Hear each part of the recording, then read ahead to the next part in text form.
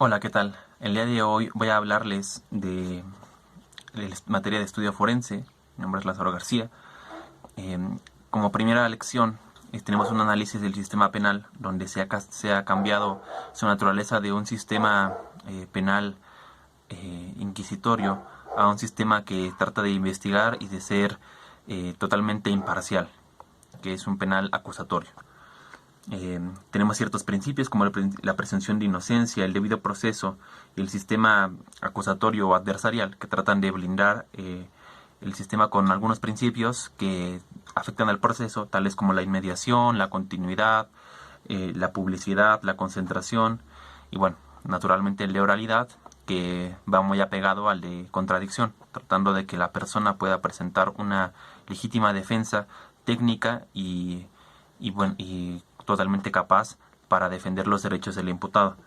Naturalmente, pues sabemos que los actos procesales del Ministerio Público, así como la investigación y las averiguaciones previas, tratarán de respetar los derechos humanos de las personas y tratarán de garantizar la correcta eh, puesta a disposición y la cadena de custodia que el Ministerio Público debe ejercer en este tipo de situaciones.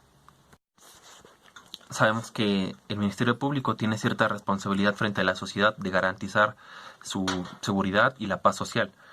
Eh, Se activa frente a la denuncia o la querella o ante delitos que por oficio debe perseguir el Ministerio Público.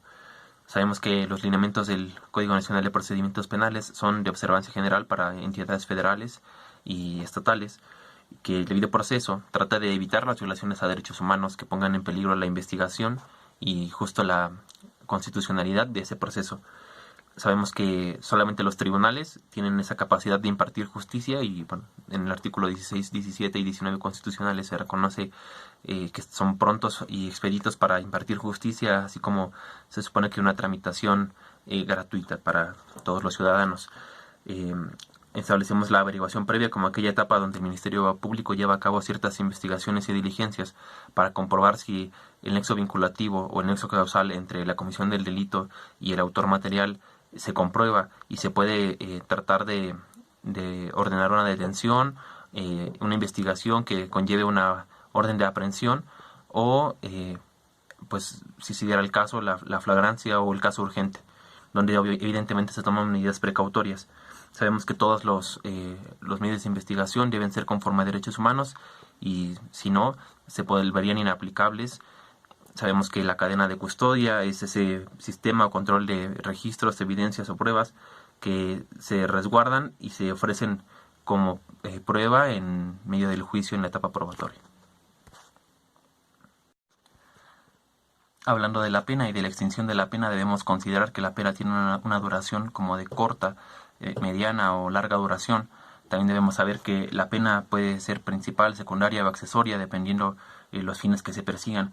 La pena tiene un principio de congruencia con la ley, donde aquel bien jurídico que se ha dañado es seguramente con el cual se resarcirá el daño o se pagará la condena. Sabemos que la pena puede tener efectos restrictivos, es decir, la pérdida de ciertos derechos que pueden ser civiles o político-electorales, como en algunos casos. Sabemos que en el título del Código Nacional de Procedimientos Penales, el 13º, en el artículo 485, se nos habla de las causas de procedencia de la extinción de la pena o de lo que en ese tramo se llama la anulación de sentencia.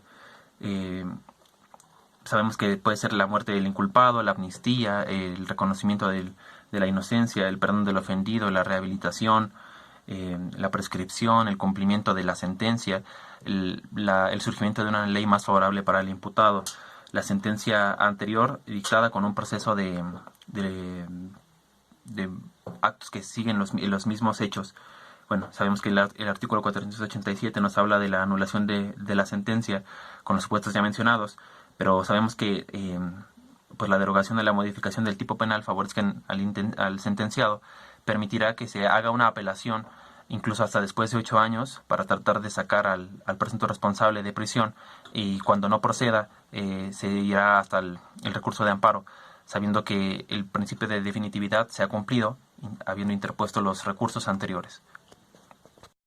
Para estudiar el debido proceso debemos entender la fundamentación de los derechos humanos, que otorga congruencia y una transparencia pues evidente a el accionar del Estado. Se puede suscitar una colisión de principios donde el interés social, que representa la acción del Ministerio Público, y además su deber de investigación, estén en contradicción con los derechos humanos de los procesables. Por tanto, en esta colisión de principios deberá atenderse la imparcialidad del juez y evaluarse por el juez de control cuando haya violaciones, porque él es el que garantiza ese debido proceso y bueno, las medidas necesarias para la investigación. Sabemos que la investigación inicial puede generar una consignación y que un proceso puede tener una orden de detención como parte resolutiva. También sabemos que se puede poner a disposición del juez al detenido, que se fija un plazo para la audiencia inicial y posiblemente se vincula a proceso a esa persona que se califica del presunto responsable.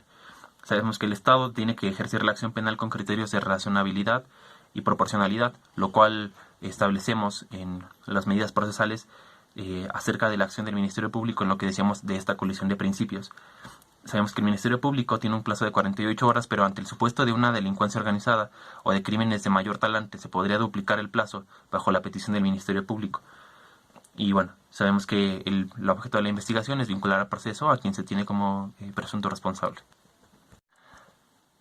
Por último, hablaremos de las resoluciones judiciales, sabiendo que son todas aquellas declaraciones de voluntad producidas por el juez o el órgano colegiado que ejercen influencia directa e inmediata sobre el proceso. Sabemos también que son actos de jurisdicción por las cuales el órgano declara su voluntad y ordena o prohíbe algo. Son actos unilaterales y a veces tienen una naturaleza coercitiva y pues naturalmente dan fluidez a la tramitación del proceso y dejan a cargo los derechos de las partes para que intervengan en el proceso. Los autos son resoluciones judiciales que impulsan el proceso y aunque parecen de mera tramitación, realmente influyen en la prosecución del juicio y aquellos derechos procesales que las partes tienen. Pueden ser definitivos, preparatorios, provisionales.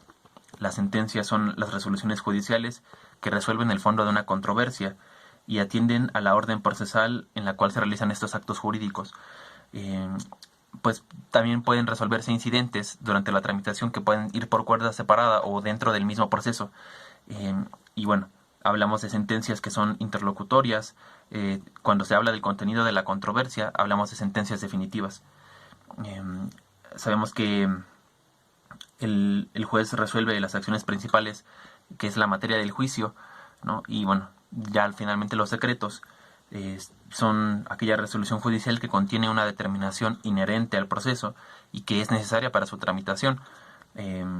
Bueno, sabemos que la sentencia definitiva puede ser condenatoria o absolutoria y que se siguen las formalidades directamente establecidas en los códigos procesales o adjetivos y que el núcleo sustancial está en la Constitución y en los códigos respectivos de cada materia.